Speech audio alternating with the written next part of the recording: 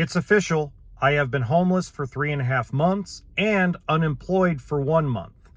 I got laid off officially a month ago from my job, and I've been surviving basically using the gig economy and my 2 small monetized YouTube channels / TikTok channel that roughly bring in $500 a month. So I've been surviving. But what's really cool about this week specifically is I think I'm going to pay off my second credit card.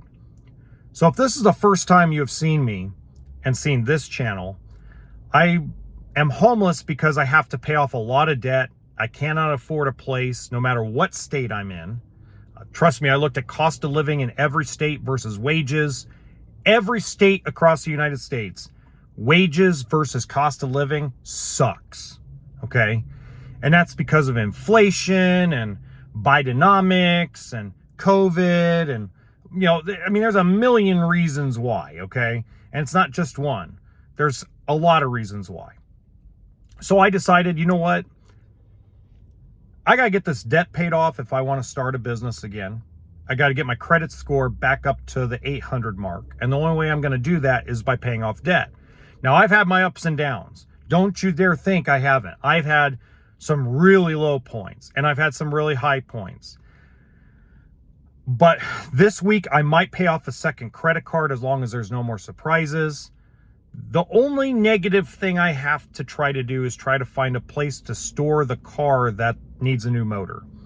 So my 2020 Hyundai Santa Fe, the motor went out due to the negligence of a Jiffy Lube. I know, don't go to Jiffy Lube. But let me tell you, the Jiffy Lube I went to the same one for almost 10 years. And not only was I there almost 10 years, or been going there almost 10 years, but they had serviced 4 other vehicles of mine, and I never had a problem. So I never thought in a million years I would ever have a problem with them. They usually are good guys. Of course, the franchisee is a dick, and he decided he doesn't want to pay for a new motor, and he doesn't want to pay for the negligence of his employee, and he thinks he's in the right. Well, wait until the state of California gets a hold of him, right? I opened up investigations with several government departments of California. That's going to take 6 months to play out. So I got to find a place to store the car.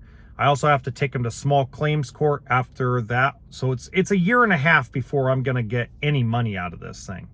So I got to find a place to park it. I got to keep paying on it because I don't want to repo it because it'll ruin my credit. Thank God that the gig economy allows me to rent a car at a very extremely discounted rate, and I get to keep that car up to 25 weeks, and I have figured out how to make money with it week 2, because week 1, I actually lost money with the electric vehicle. This electric vehicle I'm driving for Uber, I lost money, severely lost money. But this week, day 1, I figured it out. Actually, over the weekend, I had it figured out what I was going to do, how I was going to make it work. I'm a quick learner of things. So this is a opportunity, I think. I think as long as